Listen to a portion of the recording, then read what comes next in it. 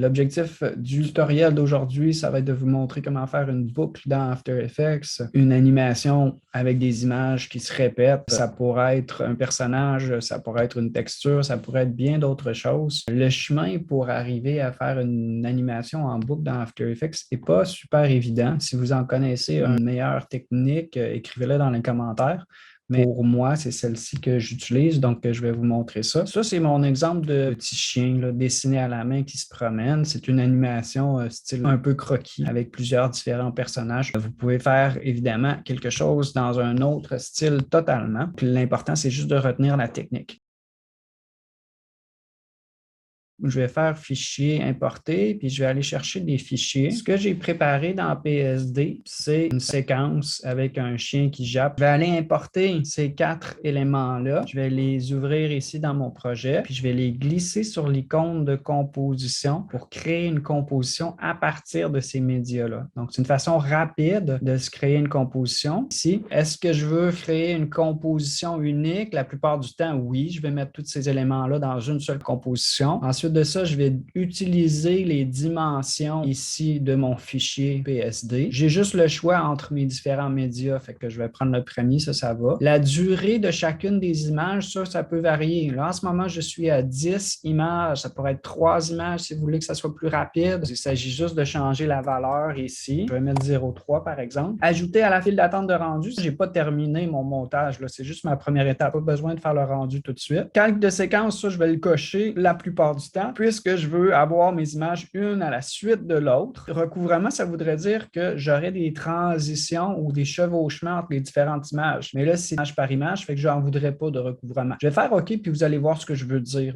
J'ai 1, 2, 3, 4 mes images. C'est sûr que là, sans arrière-plan, ça fait un peu bizarre. C'est la transparence que j'ai voulu laisser là, dans mon illustration pour avoir un fond d'une différente couleur. Mon animation boucle en ce moment, c'est pas à cause du métrage, mais c'est plutôt à cause de la fenêtre de prévisualisation là, qui va automatiquement répéter l'animation quand ça va à la fin. Donc ça ici, c'est ma précomposition. Je vais l'intégrer dans une composition finale. Fait que je vais aller me créer maintenant une nouvelle composition. Celle-ci, je vais l'appeler, mettons, rendu final ou version finale. Donc là, j'ai ma composition finale. J'ai mon personnage chien. Ça, c'est la composition des 4 images, une à la suite de l'autre. Je vais intégrer cette composition-là à l'intérieur de ma composition finale. J'ai mon chien ici qui jappe. Je vais juste lui rajouter un fond rapidement, là.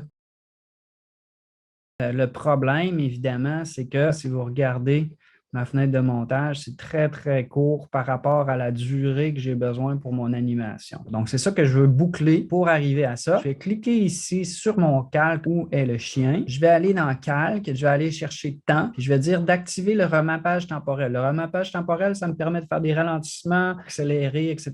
Là. Je vais cliquer là-dessus. Il y a une propriété remappage qui apparaît pour le calque. Ça m'ajoute 2 images clés, une pour le début, une pour la fin. Moi, je veux garder le même tempo, mais je veux que ça boucle. Pour boucler, je vais ajouter une expression sur la propriété remappage temporel. Pour ajouter une expression, vous pouvez passer par le menu animation puis dire ajouter une expression. Sinon, ce qu'on utilise plus souvent, là, c'est quand vous commencez à être habitué un peu avec After Effects, c'est de faire le raccourci. Je vais peser sur le bouton Alt ou Option, puis je vais cliquer sur le chronomètre. Mon expression que je veux, c'est un mot-clé qui s'appelle loop. Je vais juste aller chercher à partir d'un menu déroulant parce que je ne veux pas faire une faute dans la syntaxe. Je vais aller chercher propriété, loop out, type cycle. Je vais cliquer ici. Ce que ça va faire, cette expression-là, c'est que ça va répéter ces 2 images clés-là dans un cycle. Si je clique à côté pour valider que je veux vraiment cette expression-là, vous voyez que tout réapparaît. Ce que vous allez voir aussi, là, c'est un petit détail, là, mais ça nous indique que ça a fonctionné, c'est qu'il n'y a plus les petites indications qui m'indiquent que le clip se termine.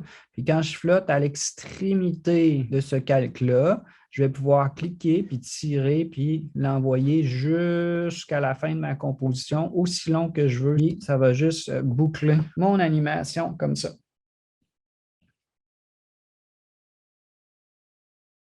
Ce que je voulais juste vous montrer rapidement, puis je vous laisse explorer ça par vous-même, c'est le fait d'ajouter peut-être d'autres propriétés à notre chien. Fait que c'est juste une petite trajectoire sur position pour le faire déplacer. Ensuite de ça, j'ai joué avec les modes de fusion pour l'intégrer à son fond. J'ai aussi fait le même processus. J'ai créé comme une boucle avec des textures, dessins faits rapidement là, dans Photoshop. Et cette texture-là, elle a été bouclée, elle a été incorporée dans ma composition finale, puis elle a été appliquée en cache de luminance sur mon arrière. Vu que le dessin lui-même est très imparfait, j'aimerais ça que l'arrière-plan concorde un petit peu avec ça en étant lui aussi imparfait puis en mouvement. Je vous laisse tester ça par vous-même puis revenez-moi avec des questions dans les commentaires si jamais il y avait des choses qui n'étaient pas claires.